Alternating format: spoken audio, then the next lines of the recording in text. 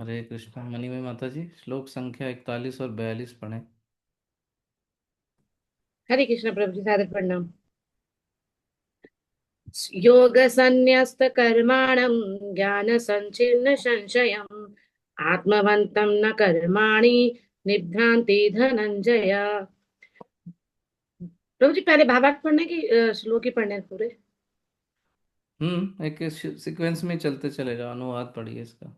जो व्यक्ति अपने कर्म फलों का परित्याग करते हुए भक्ति करता है और जिसके संशय दिव्य ज्ञान द्वारा विनष्ट हो चुके होते हैं, वही वास्तव में आत्मपरायण है। हे धनंजय, वह कर्मों के बंधन से नहीं बनता। तात्पर्य श्री प्रभुपाद जी के द्वारा। श्री प्रभुपाद की जय। जो मनुष्य भगवत गीता की शिक्षा का उसी रूप से में पालन करता है जिस रूप में भगवान श्री कृष्ण ने दी थी, तो वह दिव्य ज्ञान की कृपा से समस्त संशयों से मुक्त हो जाता है। पूर्णतः कृष्ण भावना भावित होने के कारण उसे श्री भगवान के अंश रूप में अपने स्वरूप का ज्ञान पहले ही हो जाता है। अतएव निसंदेह वह कर्म बंधन से मुक्त है। श्लोक 42। तस्माद ज्ञान संभूतम हततस्तम हतस्थम ज्ञानसिनात्मना चित्वेनं संशयं योग मतिष्ठ तिष्ठ भारत। अतएव तुम्हारे हृदय में अज्ञान के कारण जो संशय उठे हैं, उन्हें ज्ञान रूपी शस्त्र शस्त्र से काट डालो। हे भारत, तुम योग से समन्वित होकर खड़े हो और युद्ध करो। तात्पर्य श्री प्रभुपाद जी के द्वारा। इस अध्याय में जिस योग पद्धति का उपदेश हुआ है वह सनातन योग कहलाती है। इस योग में दो तरह के यज्ञ कर्म किए जाते हैं, एक तो द्रव्य का यज्ञ और दूसरा आत्मज्ञान यज्ञ, जो विशुद्ध आध्यात्मिक कर्म है। यदि आत्म साक्षात्कार के लिए द्रव्य यज्ञ नहीं किया जाता तो ऐसा यज्ञ भौतिक बन जाता है, किंतु जब कोई आध्यात्मिक उद्देश्य या भक्ति से ऐसा यज्ञ करता है तो वह पूर्ण यज्ञ होता है। आध्यात्मिक क्रियाएं भी दो प्रकार की होती हैं, आत्मबोध या अपने स्वरूप को समझना, तथा श्री भगवान विषयक सत्य। जो भगवत गीता के मार्ग का पालन करता है वह ज्ञान की इन दोनों श्रेणियों को समझ सकता है। उसके लिए भगवान के अंश स्वरूप आत्मज्ञान को प्राप्त करने में कोई कठिनाई नहीं होती है। ऐसा ज्ञान लाभप्रद है, क्योंकि ऐसा व्यक्ति भगवान के दिव्य कार्यकलापों को समझ सकता है। इस अध्याय के प्रारंभ में स्वयं भगवान ने अपने दिव्य कार्यकलापों का वर्णन किया है। जो व्यक्ति गीता के उपदेशों को नहीं समझता वह श्रद्धा विहीन है, और जो भगवान द्वारा उपदेश देने पर भी भगवान के सच्चिदानंद स्वरूप को नहीं समझ पाता तो वह समझना चाहिए कि वह निपट मूर्ख है। कृष्ण भावना अमृत के सिद्धांतों को स्वीकार करके अज्ञान को क्रमशः दूर किया जा सकता है। यह कृष्ण भावना अमृत विविध देव यज्ञ, ब्रह्म यज्ञ, ब्रह्मचर्य यज्ञ, गृहस्थ यज्ञ, इंद्रिय संयम यज्ञ, योग साधना यज्ञ, तपस्या यज्ञ, द्रव्य यज्ञ, स्वाध्याय यज्ञ तथा वृण आश्रम धर्म में भाग लेकर जागृत किया जा सकता है। ये सब यज्ञ कहलाते हैं और ये सब नियमित कर्म पर आधारित हैं। किंतु इन सब कार्यकलापों के भीतर सबसे महत्वपूर्ण कारक आत्म साक्षात्कार है। जो इस उद्देश्य को खोज लेता है वही भगवत गीता का वास्तविक पाठक है, किंतु जो कृष्ण को प्रमाण नहीं मानता वह नीचे गिर जाता है। अतः मनुष्य को चाहिए कि वह सेवा तथा समर्पण समेत किसी प्रामाणिक गुरु के निर्देशन में भगवत गीता या अन्य किसी शास्त्र का अध्ययन करे। प्रामाणिक गुरु अनंत काल से चली आने वाली परंपरा में होता है और वह परमेश्वर के उन उपदेशों से तनिक भी विपत नहीं होता जिन्हें उन्होंने लाखों वर्ष पूर्व सूर्यदेव को दिया था और जिनसे भगवत गीता के उपदेश इस धराधाम में आए। अतः गीता में ही व्यक्त भगवत गीता के पथ का अनुसरण करना चाहिए और उन लोगों से सावधान रहना चाहिए जो आत्मश्लाघा वश वश अन्यों को वास्तविक पथ से विपथ करते रहते हैं। भगवान निश्चित रूप से परम पुरुष हैं और उनके कार्यकलाप दिव्य हैं। जो इसे समझता है वह भगवत गीता का अध्ययन शुभारंभ करते ही मुक्त होता है। इस प्रकार श्रीमद् भगवत गीता के चतुर्थ अध्याय दिव्य ज्ञान का भक्ति वेदांत तात्पर्य पूर्ण हुआ। हरे कृष्ण। सभी भक्तों के जय चरणों में हो। जय हो। तो भक्ति वेदांत तात्पर्य पूर्ण हो गया, चौथा अध्याय का भी। हरि बोल। तो ये जो श्लोक संख्या 41 है, यहाँ पर मुख्यतः क्या बातें कह रहे हैं, प्रभुपाद जी क्या एक्सप्लेन कर रहे हैं। एक तो उन्होंने सन्यास की बात कही यहाँ पर, और दूसरी संशय की बात कही 41वें श्लोक के भीतर ही, और तीसरी जो बात कही उन्होंने वो आत्म तत्व को समझने की बात कही यहाँ पर, और कृष्ण की सेवा की बात करी। चार मुख्य बातें कही यहाँ पर। और कृष्ण की सेवा की बात, वो यही कह रहे हैं कि जो कृष्ण के लिए कर्म करता है वो बंधता नहीं। तो सबसे पहले उन्होंने बात कही कि सन्यास के विषय में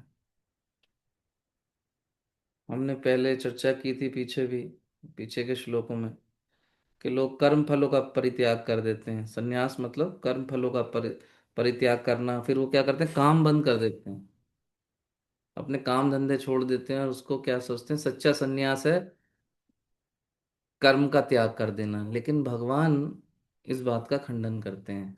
सच्चा सन्यास कर्म का त्याग करना नहीं है, बल्कि भगवान ने पूरा अध्याय लगा दिया इस बात को समझाने में कि वास्तविक सन्यास ये है कि कृष्ण के लिए कार्य किया जाए। जब इस भौतिक जगत की इच्छाओं से, आसक्तियों से, अपने मन का जो बंधन है उसको तोड़ के जब जीव कृष्ण के लिए कार्य करता है, वास्तव में वो सन्यास है, न कि निष्क्रिय बैठ जाना। तो कर्मों का त्याग नहीं करना, ये पूरे इस अध्याय में समझाने का प्रयास किया है प्रभुपाद जी ने भी। भगवान ने तो समझाने का प्रयास किया ही है कि अगर कोई व्यक्ति कर्मों का त्याग कर देता है तो वो सन्यास नहीं है, और इससे वो कर्मों के फलों से बच भी नहीं पाएगा। तो वास्तव में कर्मों के फल से यदि बचना है तो उसका सबसे अच्छा तरीका क्या है, हमें कृष्ण के लिए कर्म करना चाहिए। जब कोई कृष्ण भावनामृत में रहकर कर्म करता है तो फिर वो कर्म बंधन में फंसता नहीं है, बल्कि पूर्व के भी जो कर्म बंधन है उसके, वो सब समाप्त हो जाते हैं। योग संन्यस्त कर्म, इसकी बात कर रहे हैं ना यहाँ पर 41वें श्लोक में, योग संन्यस्त कर्माणम। तो उस कर्म की बात कर रहे हैं। वास्तव में वो है संन्यास जैसा कर्म, कि हम कृष्ण के लिए कार्य करें। अब देखिए अम्बरीश महाराज जो थे, अम्बरीश महाराज राजा थे, वो राजकाज भी संभालते थे, वो एक गृहस्थ भी थे, और उनके अपने पर्सनल इंटरेस्ट भी थे, कुछ घुड़सवारी, शिकार, ये जो इस तरह की सब चीजें राजा लोग किया करते थे, क्षत्रिय लोग, वो हर चीज के लिए समय निकालते थे। वो सब कुछ बैलेंस लाइफ जीते थे, लेकिन वो सब कुछ कृष्ण के लिए करते थे। शिकार नहीं किया करते थे वो। मैं जैसे उदाहरण दे रहा हूँ, राजा लोग करते हैं ऐसा, वो नहीं करते थे शिकार। तो वो सारे कार्य करते थे, गृहस्थ के भी कार्य करते थे, और एक गृहस्थ के साथ साथ एक राजा भी थे, उनके पास पूरे राज्य की जिम्मेदारी थी। धन भी एकत्र करना है, सुरक्षा भी राज्य को प्रदान करनी है। लेकिन उन सब के बीच में भी वो कृष्ण को केंद्र रखते थे। उन्होंने अपना मन, अपनी सारी इंद्रियां, अपना कान, हाथ, मुंह, त्वचा, सब कुछ जो है भगवान श्री कृष्ण की सेवा में लगा दी। आंखों से कृष्ण का दर्शन, मुख से कृष्ण प्रसाद, कानों से कृष्ण कथा सुनना, पाँव से कृष्ण के मंदिर जाना, हाथों से भगवान को प्रणाम करना, उनको माला पहनाना, उनकी सेवा करना, अपनी सारी इंद्रियों को उन्होंने कृष्ण की सेवा में लगा दिया। तो क्या उनको कर्म बंधन लगा? नहीं, बल्कि वो सारे कर्मों से मुक्त हो गए। यहाँ तक कि जब दुर्वासा ऋषि उनसे क्रुद्ध हो गए, हमने कथा आपको बताई थी, तो इस इतने उच्च कोटि के वो वैष्णव थे कि जब दुर्वासा मुनि उन पर नाराज हुए तो सुदर्शन वहां प्रकट हो गए, और सुदर्शन दुर्वासा जी को मारने के लिए उनके पीछे लगे। तब दुर्वासा जी बहुत अलग अलग जगह गए सुरक्षा के लिए, ब्रह्मा जी के भी पास गए, स्वयं अंत में विष्णु जी के भी पास पहुंचे। तो उन्होंने कहा नहीं नहीं, मैं तुम्हारी मदद नहीं कर सकता, तुम्हें सिर्फ अम्बरीश ही माफ करेगा। तो वो सारे ग्रस्त के भी काम कर रहे थे, राज्य के भी काम कर रहे थे, कैदियों को सजा भी देते थे, जो जो गलत कार्य करते थे राज में उनको सजा भी दिया करते थे। लेकिन किसी भी कर्म बंधन में वो नहीं बंधे। क्यों? क्योंकि उनके सभी कार्यों का जो केंद्र था वो भगवान श्री कृष्ण को प्रसन्न करना था, इसलिए वो बंधे नहीं। दूसरी बात यहाँ पर क्या कर रहे हैं कि संशय, संशय के विषय में प्रभुपाद जी बता रहे हैं। ज्ञान संचित्र संशयम। तो जब संशय मन में आ जाता है ना, तो फिर वो जो कृष्ण के लिए हमें कार्य करना है या कृष्ण भावनामृत में कार्य करना है, वो उसमें एक अवरोध का कार्य करता है। जैसे किसी अच्छी सड़क पे बीच में गड्ढे हों तो स्पीड से कार नहीं जाती, फिर रोकना पड़ता है उस गड्ढे से बचाने के लिए। तो ये गड्ढों का कार्य करता है वास्तव में संशय। उसके विषय में भी भगवान ने बताया कि जब संशय आए हृदय में भगवान के प्रति, लोगों को भगवान के प्रति बहुत संशय रहता है, क्या कृष्ण ही भगवान है? इनफैक्ट ब्रह्मा जी को भी संशय हो गया, इंद्र को भी संशय हो गया, हम लोग तो हैं क्या? ये तो प्रभुपाद जी की कृपा है कि हम भगवत गीता से पढ़ सुन पा रहे हैं कि वास्तव में भगवान कौन है। तो यदि हृदय में इस प्रकार का संशय आ जाता है तो भक्ति में अवरोध पैदा कर देता है। तो उस स्थिति में क्या करना है? तद्विधि प्रणिपातेन परिप्रश्नेन सेवया, हमने बात की थी कि गुरु की शरण में जाकर हमें अपने हृदय के इन संशयों को काट देना चाहिए, अन्यथा ये संशय हमें कृष्ण भावना भावित होने से रोकते रहेंगे, हमें अटकाए रखेंगे। और उसके बाद यहाँ पर बात कर रहे हैं आत्मवंत होने की, यानी जो आत्म तत्व को समझ गया और कृष्ण की सेवा में स्थिर हो गया, ऐसा व्यक्ति फिर कर्म करते हुए भी कर्म में नहीं बंधेगा। यानी अपनी कॉन्स्टिट्यूशनल पोजीशन को समझ गया जो व्यक्ति, मैं कौन हूँ? मैं एक अणु जीवात्मा, भगवान श्री कृष्ण का नित्य दास। हम अपने को बिल्डर मानते हैं, मैनेजर मानते हैं, हस्बैंड मानते हैं, वाइफ मानते हैं, बच्चा मानते हैं, टीचर मानते हैं, डॉक्टर, यही सब मान रहे होते हैं हम। लेकिन ये हमारे शरीर की स्थिति है। ये संबंध जितने हमारे शरीर के संबंध हैं, ये सारी जो उपाधियां हैं, ये सब शरीर की उपाधियां हैं, हमारी नहीं वास्तव में। ये समझना ही सबसे बड़ा आत्मज्ञान है, आत्म तत्व। लेकिन व्यक्ति यहीं फंस जाता है। सारा जो संशय की बात हो रही थी, ये सबसे बड़ा संशय रहता है व्यक्ति को। वो शरीर को ही मैं मानता है। वो शरीर के लिए कुछ चीज़, किसी को बहुत धन मिल जाए तो वो अपने को भगवान की बड़ी कृपा है, किसी को नहीं मिला, हाय रे हम पे कृपा ही नहीं की है भगवान। चाहे वो आत्मा के स्तर पर स्ट्रांग हो, लेकिन धन नहीं है तो वो सोचता भगवान कृपा नहीं कर रहे, क्योंकि हम शरीर से पहचान कर रहे हैं अपनी। ये सबसे बड़े संशय हैं। तो इस संशय को ज्ञान की तलवार से काट देना है। और फिर 42वें श्लोक में इस बात को कह रहे थे, अज्ञान संभूत संशयम। तो ये हृदय में बैठा हुआ है हमारे ये अज्ञान, और ये अवरोध का कार्य करता ही रहता है। इसको क्या करना है? हमें ज्ञान रूपी गुरु और शास्त्र के द्वारा जो है इसको काट देना है। गुरु और शास्त्र क्या है यहाँ पर? ज्ञान की तलवार की तरह है। ये जो सारी अज्ञानता की गांठें हैं, गुरु और शास्त्र की तलवार से इनको काट देना चाहिए। और फिर योग मातिष्ठम, योग में स्थित हो जाना चाहिए। गुरु की बातों को अंगीकार करके उनके शरणागत होके फिर क्या है? योग में स्थित हो जाना चाहिए। कौन सा योग? अनुलोम विलोम वाला, वो पार्क में चलने वाले योग की बात नहीं हो रही है, योगा डे वो नहीं, भक्ति योग की बात हो रही है। भक्ति योग में फिर इस पूरी तरह से स्थित हो जाना, इस संशय को खत्म करके। और भगवान फिर क्या कह रहे हैं? उत्तिष्ठ, अर्जुन से कह रहे हैं उत्तिष्ठ, यानी अर्जुन खड़े हो जाओ, युद्ध करो। ये सारी बातें कह के कि अगर हृदय में जो संशय बैठा हुआ है उस संशय को खत्म करो, ज्ञान की तलवार से उसको काट दो, आत्म तत्व को समझो, कृष्ण के लिए कार्य करो, योग में स्थित हो जाओ, उत्तिष्ठ खड़े हो जाओ। केवल विचार मत करो, कर्म करो, कर्म।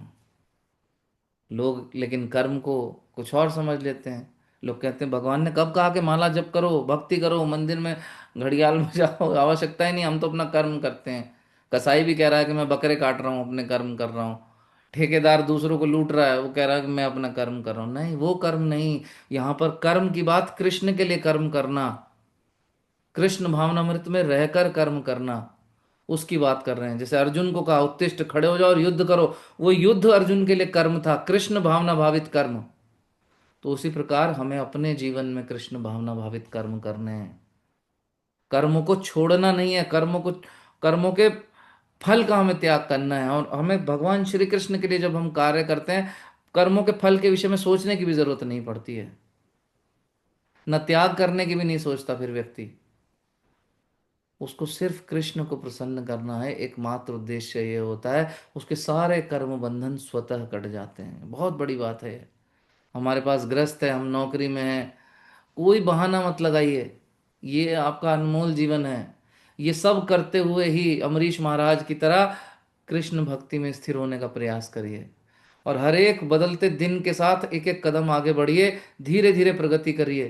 कोई ऐसी आवश्यकता नहीं, मत किसी से कंपेयर मत करिए, वो इतने अच्छे भक्त हैं हम कम भक्त हैं, कोई बात नहीं। अगर आप एक एक कदम रोज बढ़ रहे हैं, मतलब आप कृष्ण की ओर बढ़ रहे हैं, आप सही मार्ग पर हैं, एक दिन आप पूरी तरह पहुंच जाएंगे। कर्म प्लस कृष्ण, प्रभुपाद जी कहते हैं कर्म प्लस कृष्ण बराबर मुक्ति, कर्म माइनस कृष्ण बराबर बंधन। ये अपने जीवन में दो फार्मूले याद रखें। आप लोग गणित बहुत पढ़ते थे ना, फार्मूले, इक्वेशंस, ये इक्वेशंस याद रखिए, कर्म प्लस कृष्ण बराबर मुक्ति, और कर्म माइनस कृष्ण बराबर बंधन। ये हर कार्य में अप्लाई कर दीजिए। जब आप नौकरी पे भी जा रहे हैं, स्मरण कृष्ण का रहना चाहिए। नौकरी क्यों कर रहे हैं, ये बिल्कुल क्लियर कट रहना चाहिए। धंधा कर रहे हैं, बिजनेस कर रहे हैं, सब चीज़ों में आधार हमें केंद्र जो है कृष्ण को बना लेना है। माताएं घर के कार्य कर रही हैं, लालन पालन कर रही हैं बच्चों का, तो उनका भी केंद्र कृष्ण होना चाहिए। कैसे? कृष्ण के लिए भोग बनाओ। बच्चों का जो हम परवरिश कर रहे हैं, उनको कृष्ण भक्त बनाओ।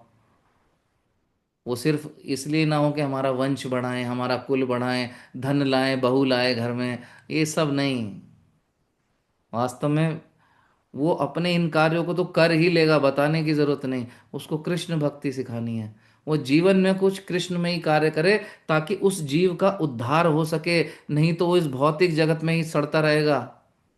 इस बार आपके घर में बालक बन के पैदा हुआ है, अगली बार कहीं और होगा। कर्म अच्छे नहीं हुए तो निम्न योनियों में भी जा सकता है। कितना बड़ा खतरा है। बुद्धिमान माता पिता वो हैं जो अपने बच्चों को भक्ति सिखाएं, उनको नाम जप दें, भगवान की कथाओं में उनकी रुचि प्रकट कर दें। तो क्या है, और अच्छी साथ में एकेडमिक एजुकेशन भी दें, इंजीनियरिंग कराएं, डॉक्टरी कराएं, ताकि वो सशक्त बने अपने इस जीवन में। साथ ही साथ जब ये शरीर का त्याग करें, तो उनकी उच्च लोगों की ओर गति हो, वो यहीं इस भौतिक जगत में ना रह जाएं, और साथ ही साथ ऐसा भी ना हो कि निम्न योनियों में चले जाएं। तो इसलिए भगवान जो है इस बात पर बहुत जोर दे रहे हैं, और दिव्य ज्ञान की बात कर रहे हैं कि इस दिव्य ज्ञान की तलवार से ये जो हम आसक्तियों के भ्रम संशय पाले रहते हैं, मेरा वंश, मेरा कुल, मेरा देश, मेरे बच्चे, मेरी पत्नी, ये सब ड्रामा है। एक थोड़ी देर के लिए ठीक है, ये अर्ध सत्य है, मैं पूरी तरह तो नहीं कहूँगा मिथ्या है, लेकिन ये अर्ध सत्य है, जो एक टेम्परेरी टाइम पीरियड के लिए है। उसको भी निभाइए। वही बात कह रहे हैं भगवान, कर्म प्लस कृष्ण। इस शरीर के लिए, इस शरीर के साथ जो रिश्ते मिले हैं, जो परिस्थितियां, जो जिम्मेदारियां मिली हैं, उनके लिए कर्म करिए, लेकिन प्लस कृष्ण भी कर दिया। अगर वो माइनस रहे, तो आप बंध जाएंगे, मारे जाएंगे। चाहे आप कितने ही अच्छे से बच्चों की परवरिश, आप उनको आईएएस बना दीजिए, आप उनको देश का प्रधानमंत्री बना दीजिए, लेकिन आप फंस जाएंगे बंधन में।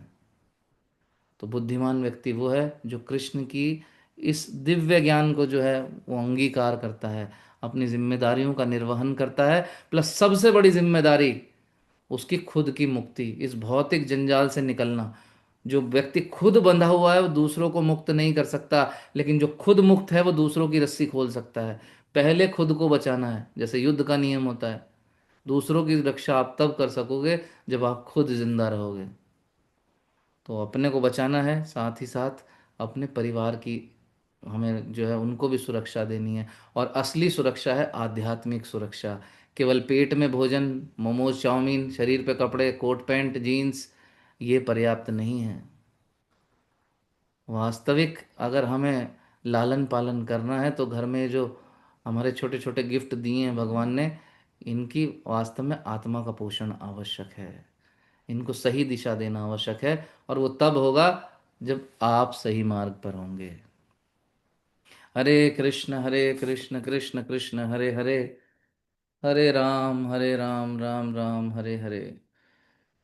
भगवत गीता यथारूप की जय, श्रील प्रभुपाद की जय, अध्याय 4 दिव्य ज्ञान की जय।